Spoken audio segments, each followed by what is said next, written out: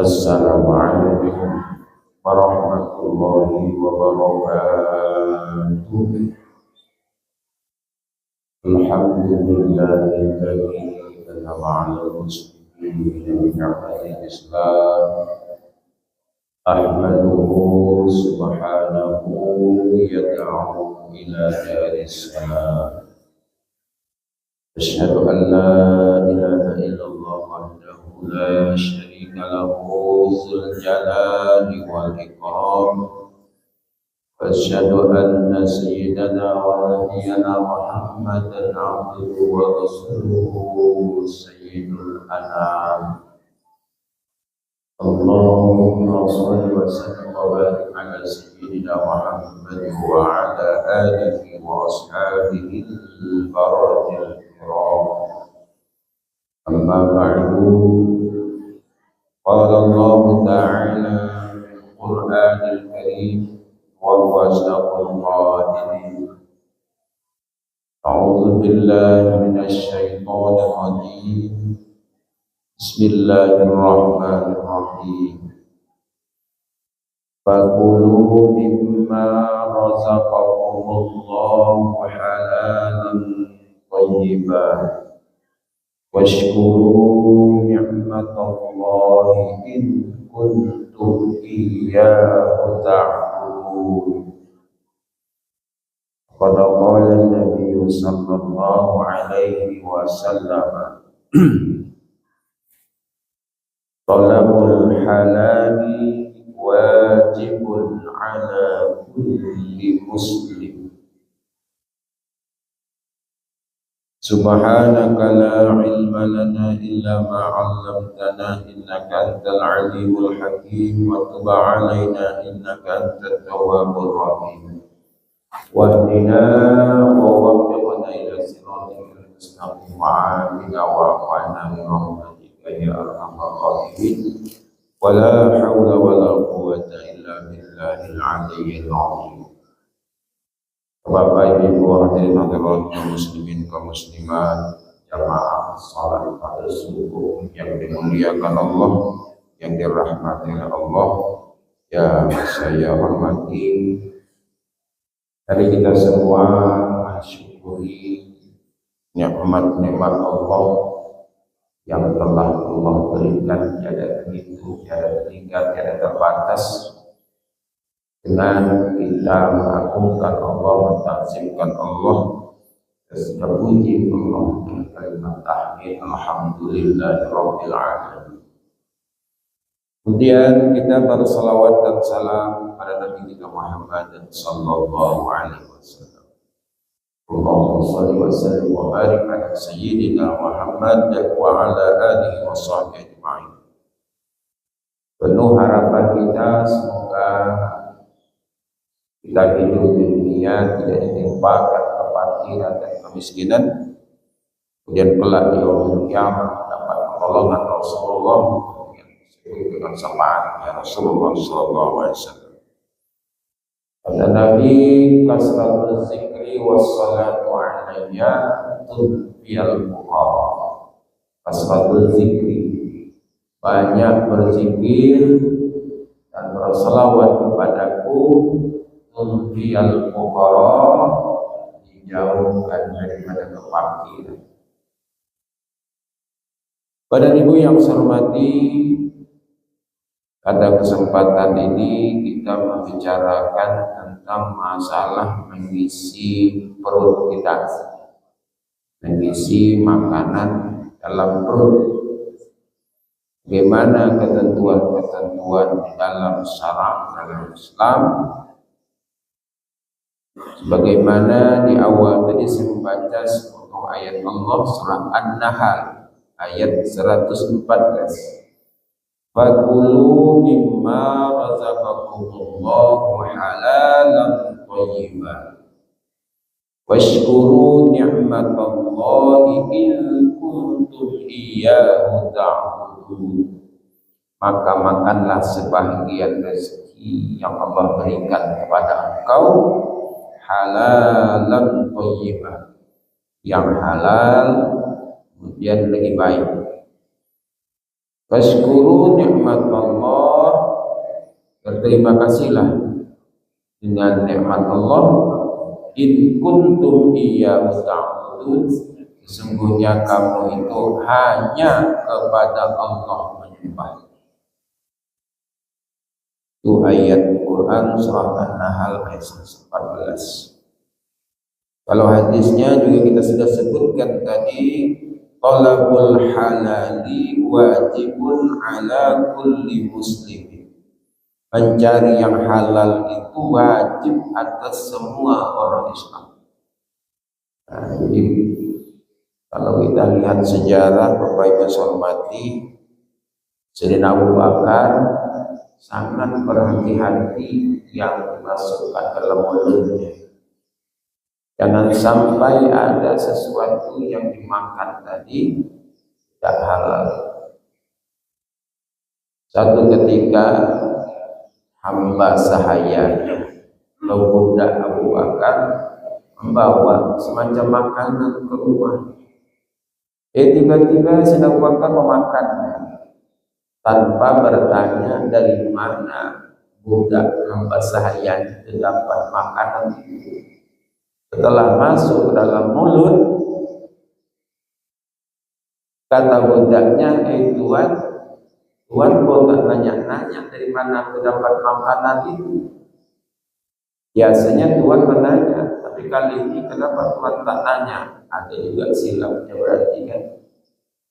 Memangnya Sayyidina Abu Bakar kau dapat makanan dari mana asalnya? Kata si budaknya tadi, saya tadi di dekat sana tuh meramal, mengadakan praktek macam pedukunan. Ini meramal orang, melihat tangannya bagaimana nanti ke depan. Jadi aku dikasih duit. Nah, jadi hasil meramal, lalu belikan makanan ini. Kata Sayyidina Abu Bakar, berarti aku makan haram. Maka Sayyidina Abu Bakar memasukkan telunjuknya ke dalam mulutnya, menggoyang-goyang dekat di dalam dekat supaya dimuntahkan. Begitu saking hati-hatinya yang dimakan. Jadi Bapak hormati, mencari yang halal itu wajib atas semua orang Islam. Jadi berbagai macam kita berusaha mencari yang halal. Namun ketika sahabat bertanya, ya Rasulullah,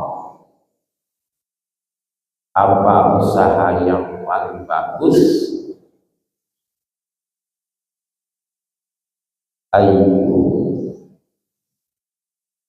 Apakah usaha yang paling bagus? Kasbi atiyab. Maka Nabi menjawab, pekerjaan seorang laki-laki, amal rajulu biyadihi wa bai'un mabrur ayul kasbi atiyab. Itu pertanyaan, apa usaha yang paling baik? Atiyab itu kata-kata tayyibun, baik. Atiyab yang paling bagus. Jawab Nabi adalah amal rajulu biyadihi wa bai'un mabrur. Pekerjaan laki-laki itu dengan menggunakan tangannya langsung, itu yang paling bagus. Pekerjaan usaha yang paling bagus, tangan kita itu langsung bekerja. Biasanya kalau orang-orang dahulu itu kan, sekarang tidak banyak, ya dengan tangannya langsung lah dia berladang, ataupun bersawat, ataupun dia menjadi tukang, menjadi mecah-mecah batu dan sebagainya. Pokoknya dengan tangannya langsung, itu yang paling baik. Yang kedua, wa bai'un mabrur, pedagang yang benar-benar menjalankan aturan. Mabrur, baik pedagang itu baik, tidak menipu, tidak memeras, Dengan kata lain, dia benar-benar pedagang itu ada sifatnya itu mau menolong. Jadi bukan hendak mencekik, bukan hendak menipu, bukan. Jadi pemirsa hormati, yang halal itu sebenarnya jelas. Al halalu bayyinun wal haramu bayyinun wa bainahuma umurun mustabihatun la ya'lamuhunna katsirun minan nas. Faman ittaqa subuhati faqad istabra'a li dinihi wa 'irdihi. Wa man waqa'a bis subuhati waqa'a bil haram. Ar-ra'i yar'a haulal hima yusiku ayyaqa'a fihi. Yang halal itu nyata dan yang haram itu nyata dan jelas, dan antara keduanya itu beberapa perkara yang subuhat, yang tiada mengetahui akan dia itu oleh kebanyakan daripada manusia. Barang siapa yang memeliharakan akan subuhat, menjaga diri dari subuhat itu, maka sungguhnya lepaslah ia bagi agamanya dan dirinya daripada jatuh kepada yang haram. Dan barang siapa yang jatuh dalam subuhat itu, niscaya jatuh dia di dalam haram. Seperti orang yang mengembala akan binatangnya atau ternaknya di tepi hutan larangan, hutan milik raja, maka yaitu hampir jatuh kepadanya, yakni jikalau tidak sungguh-sungguh menjaga akan binatangnya itu, niscaya memakan binatang itu akan rumput yang ada di hutan yang dilarang itu. Jadi sepertinya yang subuhat itu adalah kita membawa ternak mencari rumput, sementara di sebelah itu ada rumput milik orang yang dilarang. Kalau kita tidak hati-hati menjaga binatang kita tadi itu, ternak, bisa dia makan rumput di sebelah. Padahal rumput di sebelah itu rumput larangan. Nah, seperti itulah susahnya menjaga tadi. Dan kata Imam Ghazali rahimahullah ta'ala dalam kitab Al-Arba'in fi Usuluddin, ketahuilah olehmu bahwasanya manusia itu pada hakmu itu ada 6 bahagian. Jadi yang kita makan itu ada 6 bahagian. Tiada engkau ketahui akan hal orang itu adakah soleh ataukah fasik, maka harus memakan harta pemberian mereka itu dan tidak wajib menjauhi akan dia. Jadi kalau kita dikasih makanan, kita tidak tahu orang yang ngasih itu solehkah, orang fasikkah, kita dikasihnya makanan, maka harus saja memakan harta pemberian mereka dan tidak wajib menjauhinya.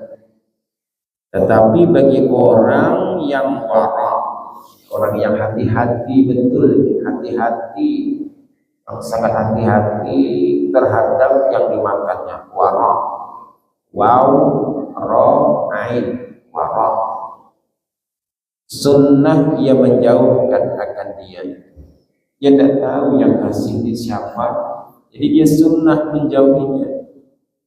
Itu pun jika tidak membawa kepada menyakitkan hati mereka. Jadi udah dikasih, rupanya bapak tidak mau makan yang kami kasih. Kira-kira marah orang kalau tak mau makan. Biasanya orang warak itu hati-hati dia. Maka jika engkau jauhi akan yang demikian, niscaya jadi sakit hati mereka itu, jadi mereka itu liar. Ada sunnah bagi orang yang warak menjauhkan akan dia. Bahkan terkadang lazim menerima akan dia mensukakan hati manusia terlebih afdal pada orang yang warah daripada menjauhkan yang demikian. Jadi Bapak yang saya hormati, kita ini diundang kadang-kadang Pak, diundang yang mengadakan berbuka puasa. Kita ini tidak tahu sebenarnya orang yang mengundang kita ini solehkah ataukah tidak. Orang warok itu dia hati-hati ya. Kalau tak mau makan bagaimana ini? Kalau mau makan bagaimana? Nah itu. Kira-kira kalau mau makan senang dia, tak mau makan nanti marah dia. Maka harus saja dia mau makan. Karena kita tidak tahu cerita orang-orang dulu itu bilangnya ada. Ya orang soleh kan tak perlu disebutkan namanya dan ada lagi. Kalau orang undang berpuasa berbuka di rumah orang tersebut, beliau bersanggu dalam kantong sanggu bola batu. Di pas berbuka nanti diambilnya buka semuanya. Ditanya kenapa Pak Wan seperti ini? Ada tahu belum yang diberi orang halalkah? Ada tahu baik makan seorang dulu gitu ya, membatalkan puasa. Begitu hati-hati. Tapi orang tersebut sudah tak ada lagi yang meninggal dunia. Itu cerita orang tua saya. Dibukanya itu bagi-baginya, ini makan dulu. Ini jelas buat udah awayakan. Berarti sudah sampai tingkat itu Pak. Maka hati-hatiannya. Mirip lah tadi kan Sayyidina Abu Bakar tadi kan. Jadi begitu Pak. Amun model kita nih Pak, model saya lah. Saya tidak nengok orang ini dikasihnya pantam aja lah makan. Tak mikir-mikirkan lagi orang ini soleh kan tidak jelas atau dikasih gitu sajalah. Jadi tidak apa namanya. Awal mungkin tidak warokan gitu. Yang kedua, engkau ketahui orang itu soleh. Nah, jadi ada juga kita nanti tahu orang itu soleh, maka itu halal memakan harta pemberian mereka. Ini orang soleh, orang baik. Tidak ada keraguan lagi kan? Usahanya jelas orang dan tiada sunnah menjauhkannya. Tak perlu kita menjauhinya.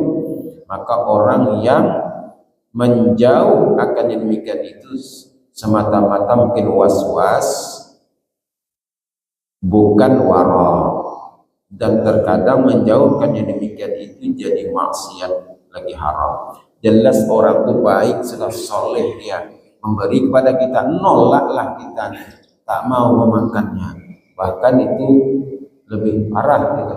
Jelas orang-orang soleh. Ini kisahnya Imam Ahmad bin Hambal dengan Imam Syafi'i. Kata Imam Ahmad bin Hambal, dia cerita kepada anak perempuannya, saya punya guru saya adalah orang soleh. Siapa dia? Kata anaknya, dia adalah Imam Syafi'i. Kata anak perempuannya, supaya aku kenal dengan guru ayah, cobalah bawa ke rumah nih, pemalam sekali di rumah nih. Nah, keinginan anak tadi dikabulkan oleh Imam Ahmad bin Hambal. Diajaklah Imam Syafi'i bermalam di rumah. Masaklah si Imam Ahmad bin Hambal tadi di rumah. Disitulah kelihatan agak banyak Imam Syafi'i makan, sehingga membuat anak Ahmad bin Hambal curiga, masa ia orang alim banyak makan, kan? Biasanya orang alim ini tak banyak makan, kenapa nih banyak makan? Ada potongan orang alim gitu.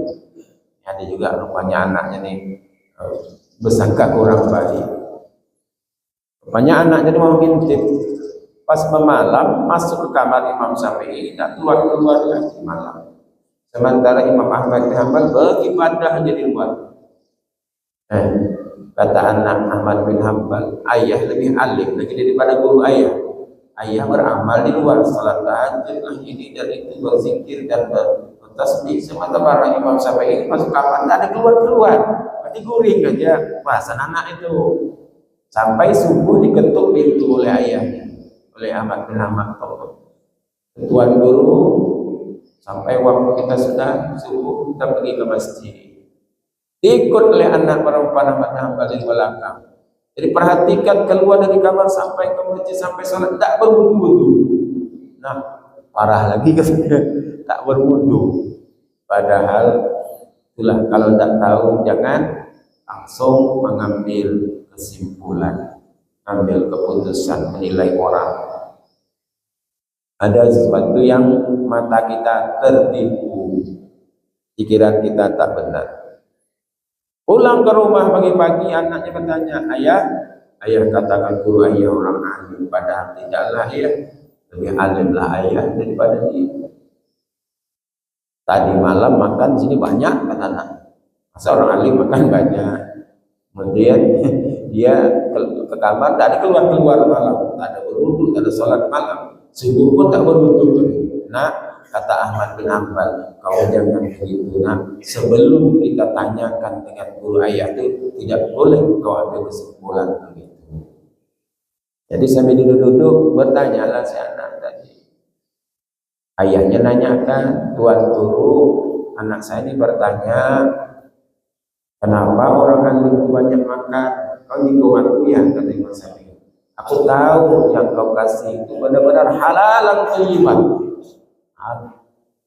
Kali inilah kata Imam Syafi'i, aku agak banyak makan sedikit. Aku tahu karena kau mencari harta rezeki ini benar-benar halalan thayyiban. Jadi boleh kita makan banyak bagi orang alim. Nah, orang alim mengundang kita banyak sedikit makan, kenapa? Akan menjadi darah daging. Nah, itu contohnya. Tapi jangan banyak-banyak, betul lah, sedang pokoknya agak banyak lah gitu dengan yang lainnya. Biasanya sedikit ya agak banyak. Kenapa? Mengharapkan tadi, harapkan menjadi kebaikan dalam tubuh tadi. Nah, itu sebabnya aku makan banyak. Kemudian anak saya bertanya, tuan guru dari malam tidak ada keluar-keluar, apa kerja tuan guru ke kamar? Aku tidak tidur di kamar. Aku di kamar mencari ayat-ayat Allah untuk disampaikan kepada umat. Ayat ini begini hukumnya, ayat ini begini hukumnya, tentang ayat-ayat tentang hukum. Jadi semalaman saya di dalam kamar itulah mencari-cari itu. Sementara engkau di rumah, di luar kan sholat, berzikir. Untuk siapa? Untuk dirimu sendiri kan? Bertasbih, salat dari dirimu sendiri. Sementara saya di dalam bukan untuk diri sendiri, untuk umat. Kira-kira mana besar pahalanya? Untuk memperbaiki umat kah ataunya untuk diri sendiri kah? Wah, kan luar biasa. Dari hukum-hukum ayat tadi tentang ini hukum-hukum. Sampai subuh engkau ketuk pintu. Sampai kita pergi ke masjid. Lalu guru kenapa tidak berwudu? Ya aku tidak batal. Dari sebab isya sampai subuh aku tak batal, tak ada ngantuk, tak ada tidur, aku belajar. Barulah anaknya paham. Ya dia tak batal dia. Dan hebat Pak ya, itu suatu karomah lepas isya. Untuk isya sampai subuh tak batal, itu karomah Pak. Artinya malam itu tak ada kentut ya Pak. Ada kencing. Luar biasa Pak. Kita mungkin ada 3 kali kencing Pak. Nah kentut mungkin ada 8 kali kayaknya. Subuh, ya ada kentut, itu karomah luar biasa. Aku yakin kita di Tembilahannya belum ada mungkin untuk isya sampai ke subuh tidak batal. Dan kira-kira apa? Ada mungkin, tapi salat subuhnya jam 4 subuh. Salat isyanya jam 4 subuh, ya tak batal. Nah, karena tak lama lagi kan gelapnya. Jadi kalau tidak coba-coba, aku tidak batal untuk isya ke subuh. Nanya orang jam berapa saat isya? Ya jam 4. Jadi tadi yang pertama, orang yang ngasih kita tadi tak tahu kesolehannya, ataukah dia orang fasik, jadi harus saja kita memakannya. Kalau orang warok, dia akan bertanya-tanya. Tapi yang kedua ini sudah tahu orangnya soleh, maka pemberiannya dimakan.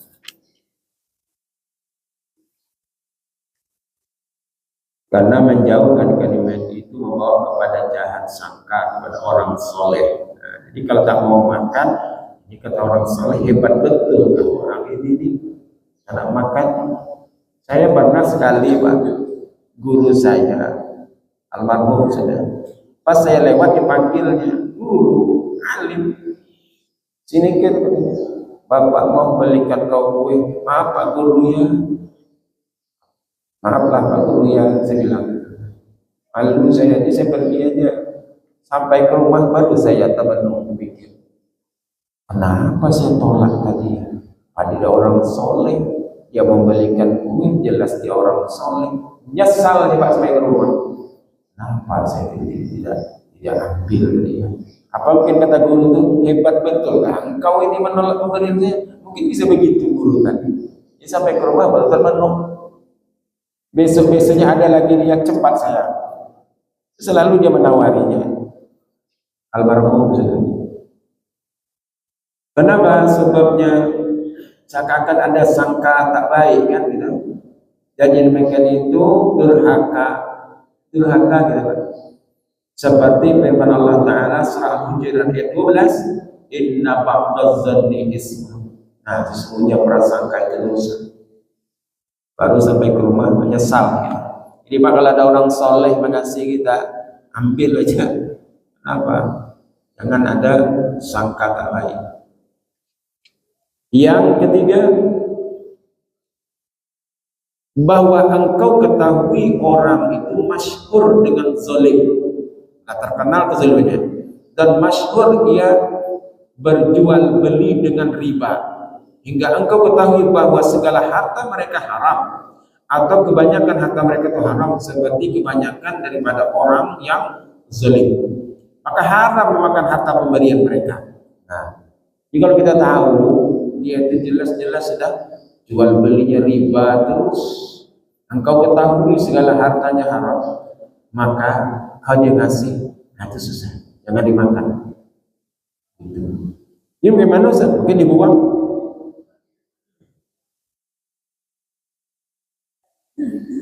Kemudian yang keempat, bahwa engkau ketahui akan kebanyakan harta mereka itu halal.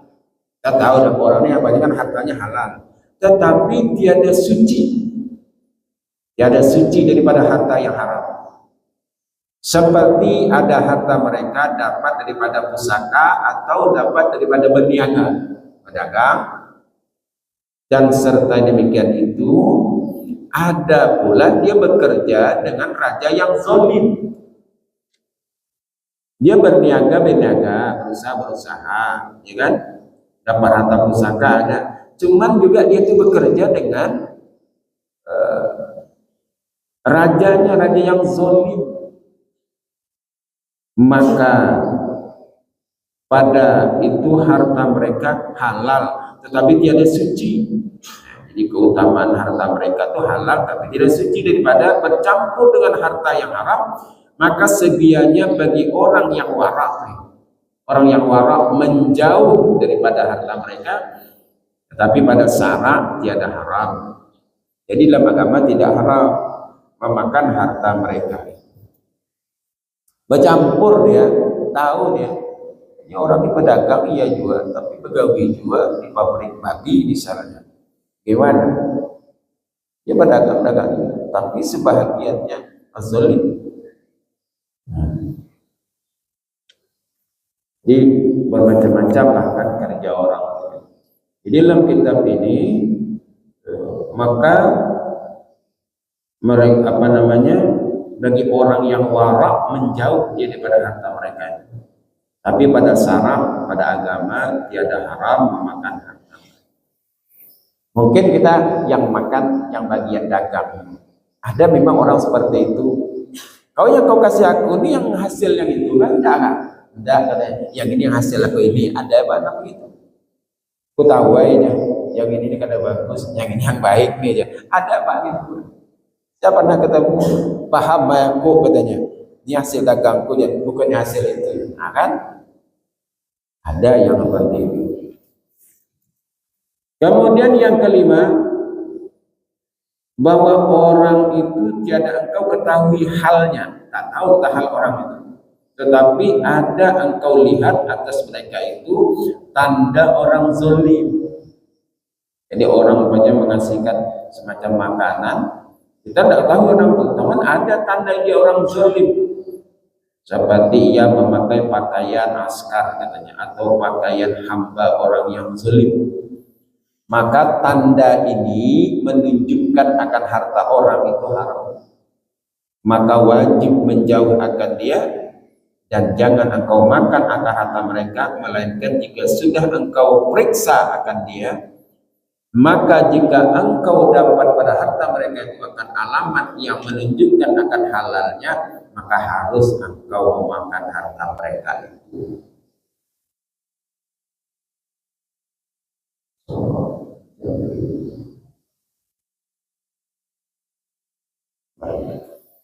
Jadi begitu Pak. Ada yang kita tahu tanda-tanda kezalimannya, maka kita jauhi. Ini orangnya zalim. Tahu kita tanda-tanda kan. Yang keenam, bahwa engkau lihat pada orang itu akan alamat. Alamat itu tanda. Tanda yang membawa kepada fasik. Bukan alamat zalim. Jadi fasik dengan zalim itu beda. Kalau zalim itu seperti mencuri, ya kan? Seperti ia melihat akan perempuan yang hilang. Jadi tanda-tanda orang fasik itu suka apa? Melihat perempuan yang bukan mahram. Atau ada ia kebanyakan memakai emas. Laki-laki itu memakai emas atau kain sutra, nah kan? Nanti dia fasik. Atau ia meninggalkan sembahyang, itu fasik. Semuanya ini alamat fasik, tanda kefasikan, bukan alamat zalim. Dan alamat zalim itu seperti mencuri, berjudi, nyabu ayam, kan? Dan merampok, dan menganiaya akan harta orang, itu zalim. Jadi bedanya zalim dengan fasik dan sebagainya. Maka lihatlah olehmu akan orang itu. Maka jika engkau ketahui akan hartanya itu dapat daripada berniaga, berdagang, atau dapat daripada pusaka, atau daripada berbendung berarti bertani, Pak. Berbendung bertani atau barang sebagainya daripada usaha yang halal, maka harta mereka itu halal. Tiada haram memakan daripada harta mereka itu. Dan demikian lagi, jikalau tiada engkau ketahui akan halnya mereka itu, maka yaitu halal. Seperti yang dikatakan oleh Imam Ghazali rahimahullah ta'ala, maka jika tiada engkau ketahui akan harta mereka itu dapat dari usaha yang haramkah atau daripada usaha yang halalkah, maka masalah ini di dalamnya ada nazar, hal-hal yang perlu diperhatikan. Karena tanda fasik itu lebih dohim daripada tanda-tanda kezaliman, pada menunjukkan atas haram harta mereka. Tetapi yang zahir pada sisi bahwasanya harta mereka tidak haram, karena zahirnya tangan orang Islam menunjukkan atas miliknya yang halal, yaitu terlebih zahir daripada alamat yang menunjukkan atas haram. Kehati-hatian syahdan, apabila engkau ketahui akan sekalian yang tersebut itu, maka adalah engkau sungguh-sungguh mencari akan yang halal. Dan apabila dapat engkau akan harta yang halal, maka hendaklah engkau simpankan, cukupkan atas makan yang halal itu. Sekira-kira jangan pula sangat kenyang, karena sangat kenyang itu mengeraskan akan hati dan membinasakan akan zihan, membinasakan akan akal, yakni mengurangkan akan paham dan membatalkan akan hafaz dan memberatkan anggota daripada buat ibadah, daripada menuntut ilmu dan membawa kepada segan pada mutalaah kitab. Jadi kalaupun kita temui tadi makan itu sudah yang halal, itu pun juga kita dilarang makannya dengan banyak-banyak, lebih kenyang. Kenapa? Kan dia akan membawa kepada zihan. Zihan itu akal yang kurang memaham, bisa bisa mati hati. Malah kalau terlalu banyak makan, susah juga kita mau belajar. Kalau cerita Ustaz Abdul Somad kan ada yang cerita, dia mau sholat malam di Masjid Nabawi. Kenapa orang sholat malamnya bisa lama, panjang? Jadi dia coba, tidak bisa ngikuti orang, katanya. Apa rahasianya?